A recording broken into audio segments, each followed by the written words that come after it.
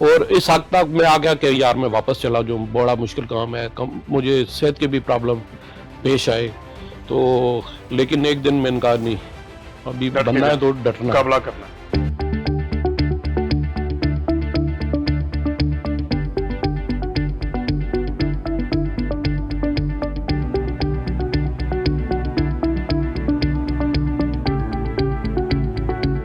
السلام علیکم ناظرین، پیرس سے FP92 کے پلیٹ فارم سے ہفتہ وار پروگرام لے کر آپ کا میزبان منظور جنجوعہ حاضر خدمت ہے۔ پاکستان میں مسلم لیگ نون کی حکومت ہے اور دنیا میں ہر جگہ جہاں بھی مسلم لیگ کی باڈی پائی جاتی ہے، ورکرز پائے جاتے ہیں، ان میں بڑی گہما گہمی ہے۔ فرانس میں پچھلے 2 سالوں سے مسلم لیگ نون کے ورکرز بڑے چارج ہیں، ہر ہفتے کوئی نہ کوئی ایسا سیاسی سماجی پروگرام ضرور ہوتا ہے جس میں ان کی گہما گہمی دیکھنے کو ملتی ہے۔ تو ہم یہ جاننا چاہیں گے کہ آخر اس کی کیا وجہ ہے۔ ایک عام تاثر یہ ہے کہ جب سے نئے لوگ آئے ہیں، نوجوان قیادت اور نوجوان ورکرز اس میں آئے ہیں، ان نے کام کو جو ہے نا تیزی دے دی ہے۔ تو آج ہمارے خطہ پوٹھوار سے نوجوان سیاسی رہنما میں اور کاروباری شخصیت شیخ وسیم اکرم صاحب ہمارے مہمان ہیں، جو کہ سیکرٹری جنرل ہیں، سینئر وائس پریزیڈنٹ ہیں پاکستان مسلم لیگ نون فرانس کے۔ ان سے جانتے ہیں کہ آیا کیا وجہ ہے کہ ایک دم سے کچھ گزشتہ 2 سالوں سے پارٹی میں ایکٹیویٹی بڑھ گئی ہے، اور کیا وہ صرف وقتی ہے یا یہ لانگ ٹرم چلے گی۔ تو شیخ صاحب پروگرام میں خوش آمدید۔ تو آپ کیا کہنا چاہیں گے کہ آپ کب سے فرانس میں ہیں، سیاسی سفر کہاں سے شروع کیا، اور یہ جو سیاسی گہما گہمی نون لیگ میں پائی جاتی ہے گزشتہ 2 سالوں سے، اس کی کیا وجہ ہے؟ بسم اللہ الرحمن الرحیم۔ سب سے پہلے میں FP92 کا شکریہ ادا کرتا ہوں، اور آپ جیسے اینکر جنہوں نے صحافت کی نام میں دنیا میں بڑا نام پیدا کیا، ان کے سامنے بیٹھنا میرے لیے قابل فخر ہے، کیونکہ آپ کا نام بڑے اچھے الفاظ سے لیا جاتا ہے، کیونکہ آپ سچ پہ مبنی بات کرتے ہیں اور حقیقت مبنی بات کرتے ہیں۔ اس کے بعد آپ نے جو بات کی ہے کہ فرانس میں مسلم لیگ نون بڑی ایکٹیو ہے، وہ واقعی صحیح بات ہے کہ جب سے یوتھ آئی ہے ہمارے ساتھ، ساری باڈی ہل کے رہ گئی ہے، پورا فرانس ہل کے رہ گیا ہے کہ جتنے پروگرام اور جتنے بڑے پروگرام اور جتنی عوام نے ہمیں سراہا ہے اس سے پہلے کبھی دیکھنے میں نہیں آیا۔ تو اس کا مطلب یہ ہے کہ عوام چینج چاہتی ہے، یوتھ چاہتی ہے، نئی قیادت کو آگے آنا چاہیے، اور پاکستان میں بھی نئی قیادت کو آگے لائیں، پڑھے لکھے لوگوں کو آگے لائیں، جن کے اندر شعور ہو، جن کے اندر جذبہ ہو، جو ملک کے لیے کام کرنا چاہیں۔ تو آپ سیاسی طور پر کب سے ایکٹیو ہوئے ہیں، نون میں کب سے آئے ہیں، اپنا کوئی کاروباری جو سلسلہ ہے فرانس میں کب سے ہیں، اور کاروبار کہاں سے اپنی زندگی کا سفر آپ نے آغاز کیا یہاں فرانس سے، اس کو ذکر کرنا چاہیں، کچھ شیئر کرنا چاہیں ناظرین سے، اس پہ بات کریں۔ جی بالکل میں شیئر کرنا چاہوں گا، کیونکہ میری زندگی خدا کی قسم ایک فوجی، ایک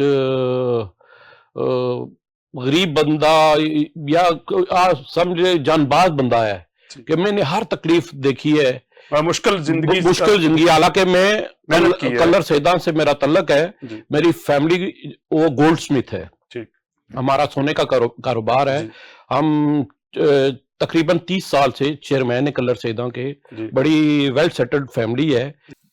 کالج دور سے میرا تھوڑا سا پرابلم بنا تھا سیاسی، میں بچپن سے ہی سیاست کا مجھے شوق تھا۔ جب اسلامی جمہوری اتحاد بنی تھی نا تو میں بچہ سا تھا، تو تب بھی میں وہ بیج لگا کے گلیوں میں گھومتا تھا، دل تھا یار ملک کے لیے، پتہ نہیں خدا کو منظور ہوتا ہے کہ کیا مجھ سے وہ کام لینا چاہتے ہیں۔ پھر اس کے تعلیم میں نے حاصل کی، میں گارڈن کالج میں گیا تو وہاں میں نے MSF جوائن کی۔ میرا ورک دیکھ کر انہوں نے مجھے MSF کا وائس پریزیڈنٹ منتخب کیا، میں نے وہاں بڑا اچھا کام کیا، ہم نے وہاں بھی یہی کام جو ابھی فرانس میں ہو رہے ہیں، وہاں بھی ہم نے پورے گارڈن کالج کو پوری ضلع راولپنڈی کو لا کے رکھ دیا، ٹھیک ہے، وہاں پہ بھی متحرک رول کیا۔ بالکل بالکل۔ تو میرے ساتھ ملک شکیل اوان صاحب تھے، مدبر شاہ صاحب تھے، بڑے اچھے اسٹوڈنٹ تھے، تو ہمارے جو پرنسپل تھے وہ پیپل پارٹی کے تھے، ڈاکٹر گلزار صاحب. ان کو ہم چپتے تھے کہ یار یہ ایم ایس ایف والے اتنے ایکٹیو کیوں ہیں. تو انہوں نے خواہ مخواہ جناب ہمارے پہ مقدمے بنا کے، میرے پہ تقریباً 16 مقدمے بنے ہیں.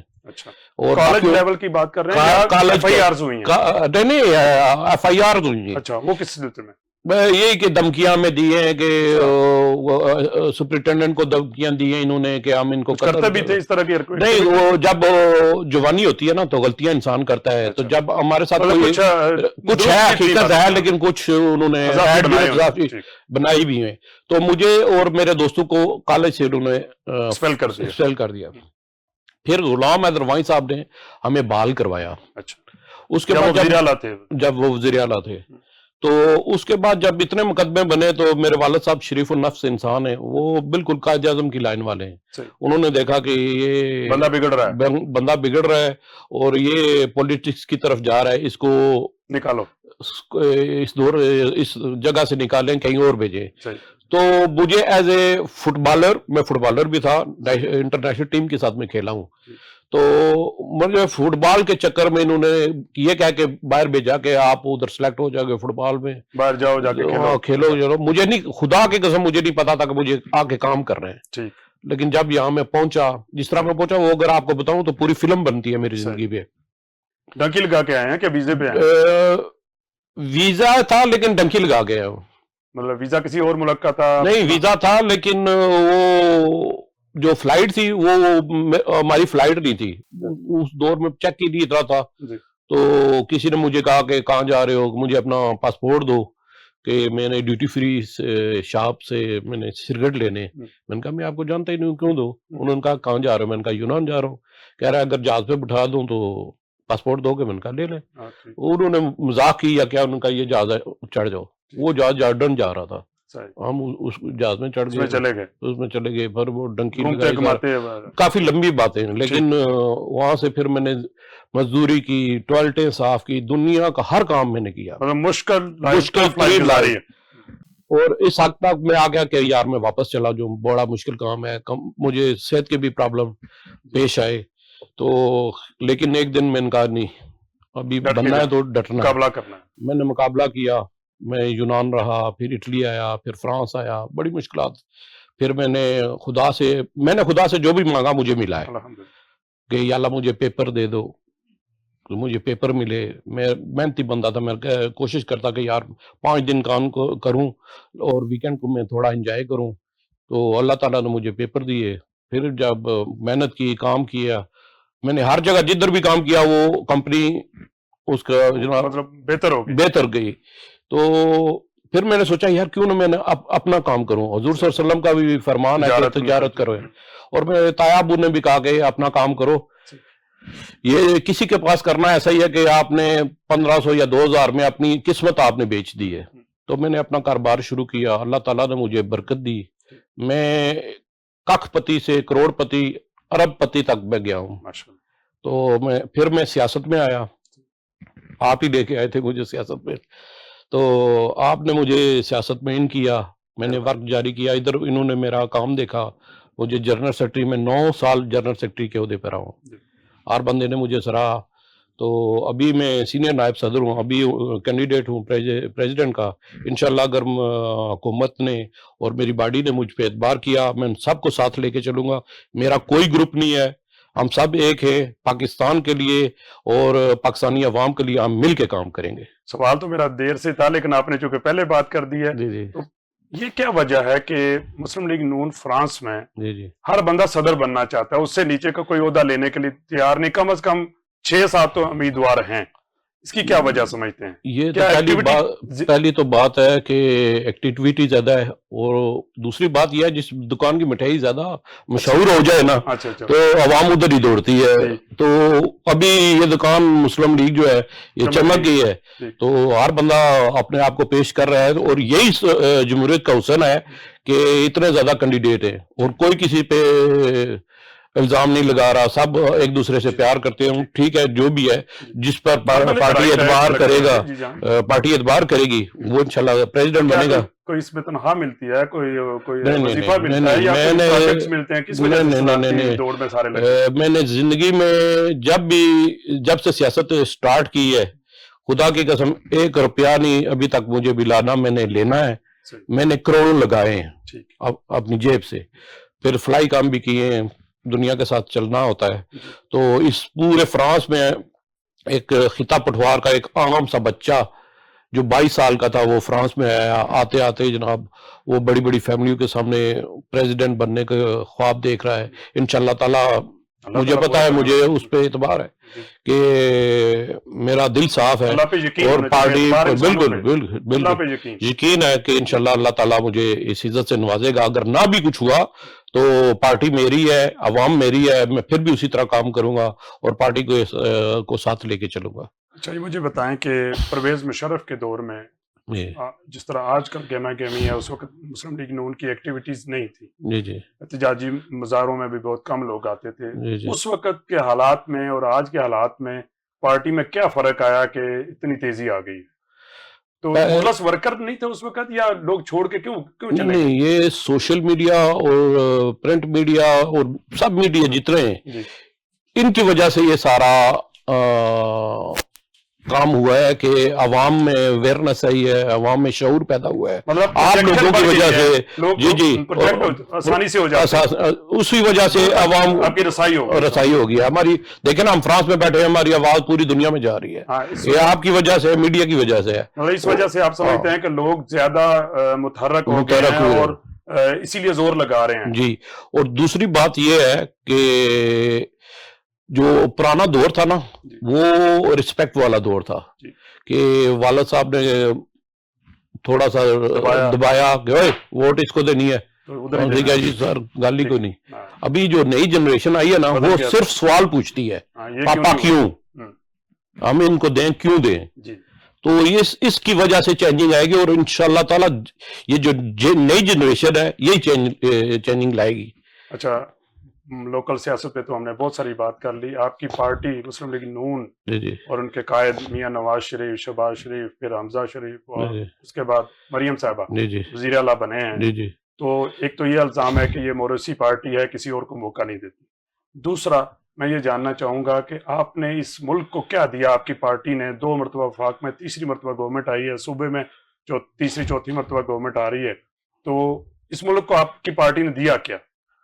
یہ بہت لمبا سوال آپ نے کر دیا ہے. میں 2 حصوں میں اس کو ڈیوائیڈ کروں گا کہ پارٹی میں کیا سوال موروثی میں واضح کر دینا چاہتا ہوں کہ اگر جمہوریت ہے تو وہ مسلم لیگ نون میں ہے, پیپل پارٹی میں ہے. اگر ڈکٹیٹرشپ ہے وہ پی ٹی آئی میں ہے. کیسے؟ میں بتاتا ہوں کہ ہر بار الیکشن ہوتے, میاں صاحب الیکشن جیتتے پاتے. اگر کوئی وزیر اعظم بنا ہے ہماری پارٹی سے, وہ ایک عام آدمی شاہد خاقان عباسی بنا ہے, ٹھیک ہے. پی ٹی آئی سے ابھی تک نہیں کوئی بنا, ٹھیک ہے. پیپل پارٹی سے بھی پرویز اشرف صاحب ہمارے علاقے کے ہیں, یوسف رضا گیلانی. لیکن ادھر 1 من شو ہے, جو عمران کہے گا, جو عمران وہ تو پھر موقع ہی ابھی ایک ملا. نہیں, موقع ملا, لیکن 20 سال کی سیاست انہوں نے کر لی ہے نا. اگر آپ مجھے صدارت ملتی ہے, میں کام نہیں کر سکتا, یا کوئی کسی وجہ سے میری حکومت نہیں چلتی, یا کوئی مسئلہ ہے, تو وہ میرے آپ سوال یہ اٹھا رہے ہیں کہ پی ٹی آئی کے بانی چیئرمین اب تک صدر کیوں ہیں یا چیئرمین کیوں ہیں, کسی اور کو موقع کیوں نہیں دیتے؟ لیکن پارٹی انہوں نے بنائی ہے تو بنائی تو سیاست نہیں, تو وہ پریزیڈنٹ بن کے, چیئرمین بن کے ڈیل کر سکتے ہیں, کسی اور کو موقع دیں. اچھا, ان سے بہتر بھی کوئی انسان ہو سکتا ہے نا, وہ عرف آخر تو نہیں ہے نا. تو دیکھیں نا کہ ہر بندہ ہے, عمران خان صاحب کا اور ذہن ہے, دیکھیں وہ میرے مخالفین میں سے ہیں, لیکن میں عزت ان کی ڈیو ہے میرے پہ. میں عمران خان صاحب ہی کہوں گا, کبھی عزت کے دائرے سے میں باہر نہیں جاؤں گا. لیکن ان کے جو سیاسی میرے پرابلمز ہیں, اس میں اختلافات ہیں, اس میں میں بات کروں گا. لیکن رسپیکٹ پہلی چیز ہے, کیونکہ وہ مجھ سے بڑے, میری پارٹی کے ہیڈ ہیں, میرے ملک کے وزیر اعظم رہے ہیں, لیکن ان کے جو کام تھے اس سے تھوڑا سا میرا ڈیفرنس ہے. اب میں نے پوچھا تھا کہ آپ کی پارٹی نے اس ملک کو کیا دی؟ پارٹی نے میرے ملک کو کیا دیا؟ پہلی بات ہے کہ میری پارٹی کو ہمیشہ 2 سال 2.5 سال کی حکومت 1.5 سال کی حکومت ملی ہے. صحیح. آپ کو پہلے ہی پتا ہوتا ہے کہ پہلا سال حلف اٹھانے میں، وزارتیں دینے میں، اور جو پچھلی حکومتوں کے مسائل ہوتے ہیں اس کو حل کرنے میں سال مطلب گزر فائلیں جاتے سیدھے کرنے میں ہیں. فعال سیدھے کرنے میں سال گزر جاتے ہیں. پھر 1 سال پیچھے رہ گیا. 2 سال ہی کر لیتے ہیں. چلیں 2 سال میں ایک بچہ نہیں جلتا. آپ کہہ رہے ہیں کہ ایک قرضوں میں ڈوبا ہوا ملک جس کی کوئی سر پیر نہیں ہے اس کو سیدھا کریں، لیکن میرے قائد نے کیا ہے. خدا کی قسم اگر آپ میرے قائد کے سارے جو کام ہیں وہ اس پاکستانی سیاست سے نکال دیں، پاکستان میں کھنڈرات بچتے ہیں. اچھا، کیا مثلا آپ کون سے دیکھیں نا، کام آپ سمجھتے ہیں کہ ضروری کام کیے انہوں نے؟ سب سے پہلے جی بڑے کام، موٹرویز آئی ہیں، ملکوں کا صوبوں کا جوڑا ہے انہوں نے. سفر آسان ہوا ہے، گھنٹوں کا سفر منٹوں میں ہونا شروع ہو گیا ہے. اچھا، اس کے بعد انہوں نے لوڈ شیڈنگ ختم کی ہے، نئے پلانٹس لگائے ہیں. اس کے بعد انہوں نے دہشت گردی ختم کی ہے. ٹھیک ہے، سی پیک انہوں نے، اچھا میٹروز، اورنج باز، کون سے کام انہوں نے نہیں کیے؟ سارے کام. سب سے بڑا کام پاکستان کو انہوں نے محفوظ کیا. کیسے کہتے ہیں نا، عمران خان صاحب نے ایبسلوٹلی ناٹ بولا ہے. ایبسلوٹلی ناٹ بولنے والا میاں محمد نواز شریف تھا. لیکن آپ کی پارٹی نے کبھی اس کا ذکر نہیں کیا. نہیں، میں کر رہا ہوں نا. سب تو جانتے ہیں میری پارٹی میں جمہوریت ہے، میں بول سکتا ہوں، اپنی پارٹی کے خلاف بھی بول سکتا ہوں. ہمارے اندر اتنی جرت ہے کہ میرے قائد نے ایبسلوٹلی ناٹ بولا تھا کہ جب بل کلنٹن نے کہا تھا کہ 7 ارب ڈالر لے لو اور ایٹمی دھماکے نہ کرو، میاں صاحب نے کہا تھا ایبسلوٹلی ناٹ، اور ایٹمی دھماکے کر کے دکھائے تھے. یہ کوئی عام آدمی کے کام بس کے بات نہیں ہے. جنرلز نے ہاتھ اٹھا دیے تھے، سب سیاستدانوں نے ہاتھ اٹھا دیے. سب نے کہا تھا میاں صاحب آپ کا فیصلہ ہے.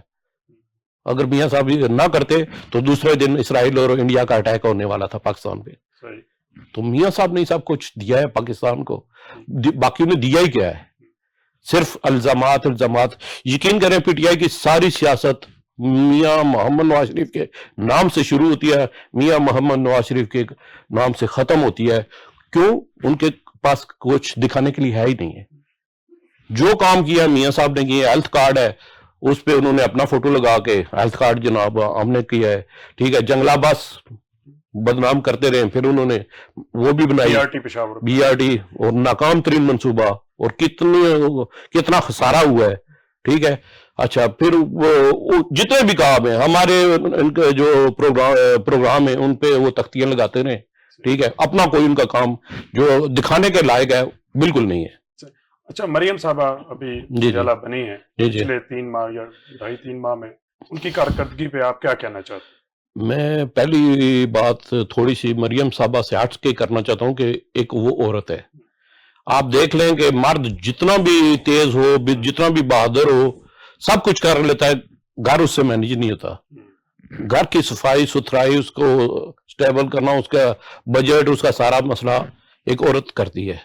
اور مجھے امید ہے، اور میں دیکھ بھی رہا ہوں کہ ہر چیز سیدھی ہو رہی ہے، اور ملک ترقی کی طرف جا رہا ہے، ہر چیزیں سستی ہو رہی ہیں. جتنا کام سیدھا ہوتا جائے گا اتنی پرابلمیں بڑھتی جائیں گی، کیونکہ جو مخالفین ہیں ان کا کام ہے الزام لگانا. وہ الزام لگائیں گے کہ نہیں جی دیکھیں جی، یا آزادی کی تحریک کو جلسے جلوس کے ترقی نہ کرے، ملک سیدھی راہ پہ نہ جائے. ٹھیک ہے، مریم صاحب بہت اچھا کام کر رہی ہیں، اور انشاءاللہ تعالی جلد از جلد پاکستان شہباز شریف صاحب کی حکومت میں، مریم نواز صاحبہ کی حکومت میں، اور میرے قائد میاں محمد نواز شریف کی سرپرستی میں یہ ملک ترقی کی طرف جا رہا ہے. اچھا، مجھے یہ بتائیں کہ صوبہ پنجاب کے پی کے کی طرح صوبہ پنجاب بھی مقروض ہے. جی ایسے ان حالات میں آپ کیا سمجھتے ہیں کہ مفت راشن بانٹنا، 200 یونٹس تک سولر جو پینلز ہیں مفت دینا، یا اسکوٹیز بچوں کو مفت دینا، اور بہت ساری چیزیں جو انہوں نے اناؤنس کی ہیں مریم صاحبہ نے، کیا یہ صوبہ افورڈ کرتا ہے؟ میرے خیال میں جو ہے نا کہ ہمارے جو اسٹوڈنٹس ہیں یا عوام ہے، ابھی جو حالات چل رہے ہیں پچھلی گورنمنٹ کی وجہ سے، میں ان کو بلیم نہیں کرتا کہ حالات اتنے بگڑ چکے ہیں, نہ کسی کے پاس کنوینس ہے, نہ کسی کے پاس اتنا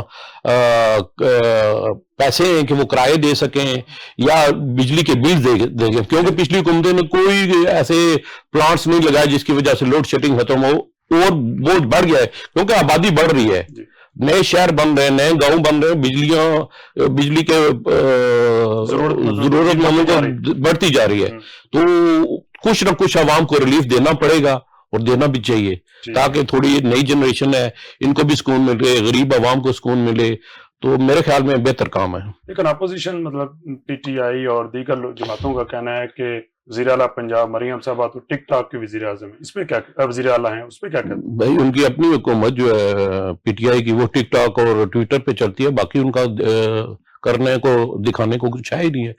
ان کا کام ہے الزام لگانا, خواہ ہم کلمہ پڑھیں خواہ ہم کوئی اور بات کریں, انہوں نے نیگیٹو اس کو پیش کرنا ہے. آپ دیکھ لیں کوئی بھی ان کا پروگرام ہوتا ہے, اگر وہ پولیس کی وردی پہن کے آئی ہیں اس پہ انہوں نے ٹرولنگ کی. اچھا کوئی کام ہوتا ہے انہوں نے ٹرولنگ ہی کرنی ہوتی ہے, تو یہ ان کا کام ہے.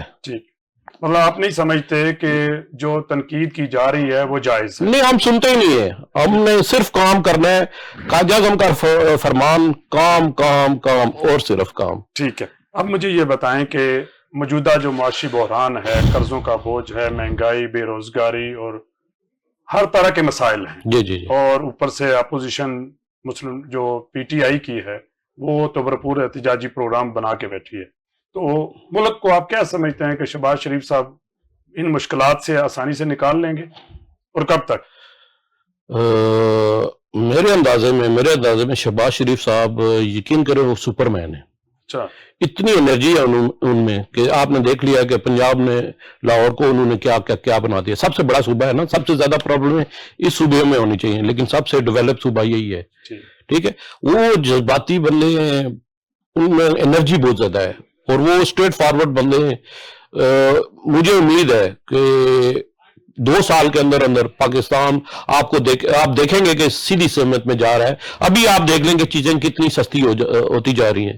جب چیزیں سستی ہوتی ہیں ملک بہتری کی طرف جاتا ہے, تو نارمل سی بات ہے اپوزیشن کے پاس کرنے کو کچھ ہے نہیں, احتجاج ہی کرو. ٹھیک ہے, مطلب آپ سمجھتے ہیں کہ چونکہ بہتری ہو رہی ہے تو اس لیے ان کا احتجاج ہے, لیکن وہ تو کہتے ہیں کہ الیکشن فراڈ تھا, ہم جیتے تھے اور ان کو مسلط کیا گیا ہے, اور فوج نے ہمارا مینڈیٹ چوری کر کے مسلم لیگ نون کو دیا اور ان کو قوم پہ مسلط کیا. جی, تو جو ان کی حکومت تھی وہ کیسے آئی تھی؟ وہ بھی اسی طرح آئی تھی نا. ٹھیک, اسی طرح آئے, انہوں نے ان کو لایا گیا, ملک پہ مسلط کیا گیا. جو بدنظمی جو کرپشن ان کے دور میں ہوئی ہے, وہ جتنے قرضے انہوں نے لیے پوری پاکستان کی تاریخ میں 70 سالہ تاریخ میں اتنے قرضے نہیں لیے جتنے اس 4 سالہ دور میں انہوں نے لیے ہیں. اچھا, پھر اس کے بعد جو کرپشن ہوئی ہے, جو چوری چکاری ہوئی ہے, جو بدنظمی, میری ٹیم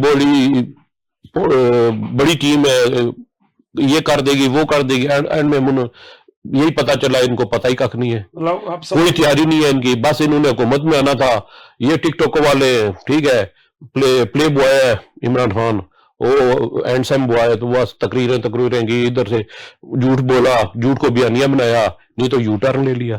اچھا, آپ سے یہ سمجھتے ہیں کہ خان صاحب کام نہیں کرتے, وعدے دعوے اور نعرے صرف اس کے علاوہ ان کا کام ہی نہیں ہے. ایک بات یہ یاد کرنے والی ہے کہ کسی گھر میں آپ دیکھیں گے جو کام کرنے والا ہوگا نا, اس کے پاس وقت ہی نہیں ہوتا کہ وہ کسی کے, جو ایک فارغ اور ویلا اور نکما گھر پہ ہوگا نا, وہ پورے گھر میں ہر وقت میں ستے کھڑی کرے رکھا کہ یار یہ دیکھو مجھے خرچہ نہیں دیتے, یہ میری سنتے نہیں ہے, عیدی پہ مجھے یہ نہیں ملا وہ نہیں ملا, کیونکہ اسے کرنا کچھ نہیں, اسے تنقید کرنی ہے, تنگ کرنا ہے, کچھ مل جائے واہ مولا, نہ ملے تو رولا پائی جائے. اگر ایسا ہی ہے کہ خان صاحب نے کچھ نہیں کیا اور صرف تنقید کرتے ہیں, اور آگے بھی ان کے پاس کوئی نہیں ہے پروجیکٹ یا پروگرام, پھر عوام نے ان کو, نوجوانوں نے کیوں ووٹ دیے؟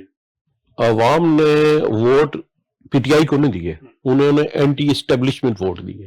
آپ یہ سمجھتے ہیں کہ ملک میں اینٹی اسٹیبلشمنٹ ووٹ بہت بڑھ گیا, بہت زیادہ بڑھ گیا. انہوں نے عمران خان کو ووٹ نہیں دیا, انہوں نے اسٹیبلشمنٹ غصہ نکالا ہے. مطلب جو ملک کے جو مسائل ہیں परेशानियां हैं, कर्जा है, लोग समझते हैं कि उसकी वजह एस्टेब्लिशमेंट। बिल्कुल अच्छा, बिल्कुल बिल्कुल बिल्कुल, क्योंकि देखे ना कि जिंदगी में एक यूरोप क्यों तरक्की कर रहा है कि जिसका जो काम है वो काम वही करता है, वो अपनी सारी एनर्जी एक तरफ लगाता है। एस्टेब्लिशमेंट का काम है आप सिक्योरिटी को संभालना, बॉर्डर को संभालना, सिक्योरिटी देखे ना कितने पाकिस्तानी शहीद हुए हैं, 80,000 से ज्यादा शहीद हो चुके हैं, सिक्योरिटी की नाकामी है ना। अगर गैर मुल्की आते हैं, पनागजीन अफगानी आते हैं इधर, सिक्योरिटी उनकी या हमारी तो नहीं है। अगर मंशियात आ रही है या असला आ रहा है तो ये सिक्योरिटी इदारों ने करने ना। तो शेख साहब ये मुझे बताएं कि अगर सियासत में एस्टेब्लिशमेंट के रोल की आपने बात की है कि उनकी वजह से मसाइल हैं, जी जी, तो जुल्फ़िकार अली भुट्टो शहीद, मतलब उनको फांसी हुई, बेनज़ीर भुट्टो शहीद हुई, इमरान खान, नवाज शरीफ साहब जला वतन हुए, पूरी फैमिली के साथ जला वतन हुए, जेल में रहे, खान साहब आज जेल में हैं। तो सियासतदान सीखते क्यों नहीं, आपस में बैठते क्यों नहीं, इस मसले का हल क्यों नहीं निकालते? ये बहुत अच्छी बात आपने की है कि वाकई इनको अकल के नाखून लेने चाहिए, एक पेज पे होना चाहिए और इस बात पे इनको एग्री होना चाहिए। जो भी वजीर आजम बने, इमरान खान साहब बने, बिलावल बने, मियां साहब बने, जो भी बन गया मोहतरम मानना चाहिए, बिल्कुल उसको मानना चाहिए। ठीक है, तो बाकी जो सियासत एस्टेब्लिशमेंट कर रही है, मैं समझता हूँ ये पाकिस्तान के लिए बड़ा अनलकी है और बड़ा डिसहार्टेड है। अच्छा, 9 मई के हवाले से खान साहब जेल में हैं, उनकी बहुत बड़ी क्यादत और वर्कर्स बड़ा क्रैकडाउन हुआ और वो बहुत सारे लोग जेलों में हैं, कईयों की जमानतें हुई हैं। 9 मई के हवाले से आपकी क्या राय है, क्या ये पीटीआई ने किया या नहीं?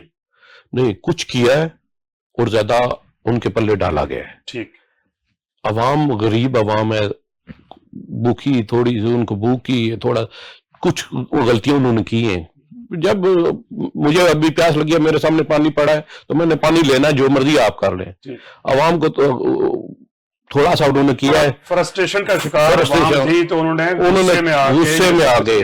फिर यह कि अवेयरनेस नहीं है, थोड़ी तालीमी मसाइल भी हैं, तो कुछ बातें उन्होंने की हैं और ज्यादा डाल दी गई है। तो इसका हल अब क्या है कि खान साहब को कैसे, मतलब आप समझते हैं सियासी जमातों का कोई रोल है उनको रिलीफ दिलाने में, निकालने में, आगे क्या वो एक साथ बैठने के लिए तैयार होंगे? आप क्या समझते हैं क्या होने वाला है मुल्क में? मैं जो चाहता हूं कि मियां साहब और जरदारी मिल बैठ के इस बात पे आ जाए कि खान साहब पे, अगर मुझे नहीं पता कि वो केसेस सही है या नहीं है, उनके केसेस खत्म किए जाएं, उनको वापस टेबल पे बिठाया जाए। जब तक हम साहब एक पेज पे नहीं होंगे ये मुल्क तरक्की नहीं कर सकता। अच्छा, बिल्कुल सही है। तो आप ये मुझे बताएं कि जो कुछ मुल्क में अभी चल रहा है, क्या ये हुकूमत लंबा अरसा चलेगी? बिल्कुल चलेगी। देखे ना, अभी से मेरे ख्याल में पूरा साल भी नहीं हुआ, चीजें बेहतरी की तरफ जा रही हैं। ठीक है, बिजली का मिसाल भी हल होने शुरू हो गए, महंगाई भी कम होनी शुरू हो गई है, पेट्रोल भी कम होना शुरू हो गया है। ठीक है, लेकिन वक्त लगेगा, हर चीज को थोड़ा मैनेज करने में वक्त लगता है। तो मुझे ये बताएं कि नवाज शरीफ साहब को वजीर आजम नहीं बनने दिया गया, उनको क्या हराया गया, उनके साथियों को हराया गया, क्या हुआ? ये सब प्री प्लान है। तो शहबाज शरीफ साहब ने गेम की? नहीं, शहबाज शरीफ साहब ने, जो उनको एस्टेब्लिशमेंट ने गेम किया। देखे ना कि ऐसे ऐसे बंदे जीते हैं जिनको जीतने का पता ही नहीं था, वो भी जीत गए। लेकिन मियां साहब जो एक पार्टी के लीडर हैं, अवाम उन पे मरती है, उनके काम को सराहती है, उनके पीछे जान देने के लिए तैयार है, उनको उन्होंने हरा दिया है। क्योंकि उन्होंने इनको वजीर आजम नहीं बनाना था। उनको पता है कि मियां साहब डट जाते हैं, अपने जब आते हैं मौकफ पे डट जाते हैं, ये प्रॉब्लम क्रिएट करेंगे, तो इनको साइडलाइन करें। और छोटे मियां साहब का जो थोड़ी सी मुफाहमत रखते हैं, बातों को थोड़ा सा और तरीकों से डील करते हैं, मिलकर चलते हैं, उनको आगे लाया जाए। तो आप ये कह रहे हैं कि धांधली पीटीआई के साथ नहीं हुई, नून के साथ हुई है, बाकी पार्टियों के साथ हुई है। उन्होंने कोलिशन गवर्नमेंट बनानी थी कि गवर्नमेंट ना आए और आम हुक्मरानी। चौधरी तब ही बनता है ना कि जब आप लड़ाई झगड़ा होगा, कमजोर लोग और लड़ेंगे, फिर परिया चौधरी के पास आएगी, चौधरी फिर बना बैठेगा। अब ये आखिर में ये मैं पूछना चाहूंगा कि ओवरसीज पाकिस्तानियों के मसाइल क्या हैं, उनका हल क्या है और क्या पैगाम देना चाहेंगे? जो पाकिस्तानी है ओवरसीज, ये पाकिस्तान की रीढ़ की हड्डी के मुतरादिफ है। इतना पोटेंशियल है, इतना तजर्बा है इनके पास, क्योंकि मैंने आपको अपना बता दिया कि मैंने टॉयलेट से लेके जहाज तक हर चीज छोटे-बड़े मैंने हर तरह के हर काम किए, मुझे हर चीज की नॉलेज है, क्या करना है। मैं बिजनेस कम्युनिटी का प्रेसिडेंट बन रहा हूँ यहूदियों के मुकाबले में इधर। जी। उन्होंने कुछ देखा है मुझे, मैं पाकिस्तानी हूँ, यहूदियों के मुकाबले में मैं मतलब मुकाबला जहाँ बनाऊं। पे आप काम कर रहे हैं उसकी बात कर रहे हैं। उसके बाद तो बड़ा पोटेंशियल है पाकिस्तानी अवाम में इधर, और पैसा भी इनके पास बहुत है। मुझे बजाय IMF से कर्जा लेने के, उनको आप जो सूद दे रहे हैं वो अपने अवाम से इधर से कलेक्ट करें। हमारा उधर कोई नहीं देता। रोशन डिजिटल अकाउंट खान साहब ने शुरू किया, उसमें नहीं, वो सही तरीके डॉलर आया, उन पे 8% उन पे एतबार नहीं। सर वो इंटरेस्ट सारी जिंदगी उनकी गुजर गई है मांगने पे। उन्होंने मांगा है, ख्वाह वो गोल्ड स्मिथ की बेटी से ले लें, घर उनका है, शौकत खानम जो है वो मियाँ साहब का है, अवाम का सब पैसा है। वो आगे वो दूसरे क्या नाम है उनके जो ATM थे, जहांगीर तरीन साहब और दूसरे। बहरहाल अब हमारा टाइम हो चुका है, बातें बहुत सारी हैं, फिर इंशाल्लाह बात होगी। तो नाजरीन, ये थे पाकिस्तान मुस्लिम लीग नून के सीनियर नायब सदर शेख वसीम अकरम साहब। उनकी बातें आपने सुनी, उनकी बातों पे अपनी राय देना चाहें तो कमेंट्स में जरूर शेयर करें। इंशाल्लाह अगले हफ्ते फिर बात होगी। अपने मेजबान राजा मंजूर को इजाजत दीजिए। अल्लाह हाफिज। Thank you ji.